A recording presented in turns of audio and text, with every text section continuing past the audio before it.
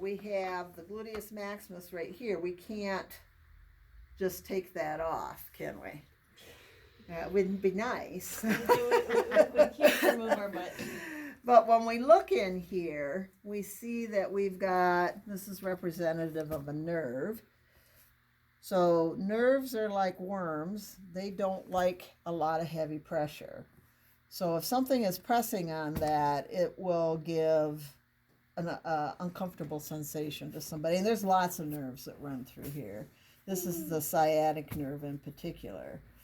So you see this muscle, this muscle, this muscle, this muscle, and almost this muscle all go this way. So they're all either an internal or an external rotator. These are external rotators. So they take the knee and the hip out.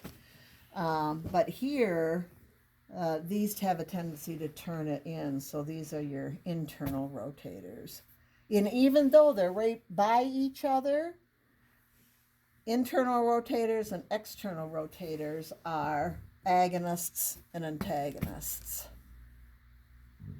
All right, so if it's externally rotating, these are, who knows the word when it's pulling, or if these are internally rotating. That's the agonist, and what's the action? Concentric, eccentric? It's concentric. It's concentric. So when these are internally rotating, these are functioning concentrically, and what's happening to the external rotators? They're eccentric. They're controlling it and getting a little longer. And then what if you are externally rotating? What are these in here doing? They're concentric. They're pulling. They're the agonist. And then what about these right here? Antagonist. And in that action, external rotation, they're getting, yes, eccentric and getting longer and controlling what's going on with that. Good. Okay. Now, if I take the hamstrings off of here, you can see the track of the sciatic nerve down through there.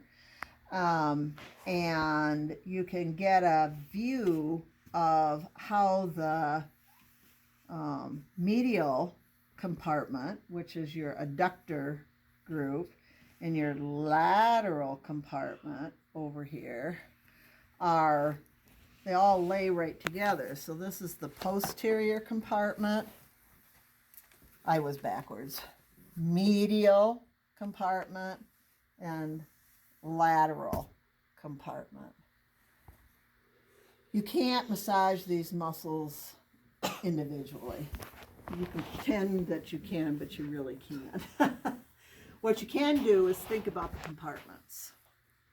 So that's how I'm going to teach you to do this. You're going to massage the posterior compartment. You're going to go with the grain and across the grain. And then you're going to turn that leg just a little bit. And you're going to do it again with the grain and across the grain. That's going to change how that muscle tissue shape is changed. That also starts to weave us into the medial compartment. See? All right. Then I'm going to turn it and do this with it a little bit. And that allows me to get the area related to the posterior compartment with the lateral compartment. And then when we bring our kneading in, what we want to do is hook these compartment areas so that in this position we're really rolling the tissues around. So remember, it's push, pin, pull. Push, pin it, pull. Now, I wouldn't spend a lot of time here because I would put them on their side. Nor would I spend a lot of time here because I'm going to put them on their side. But I do want to at least think about reinforcing the freedom of this posterior compartment to be able to slide.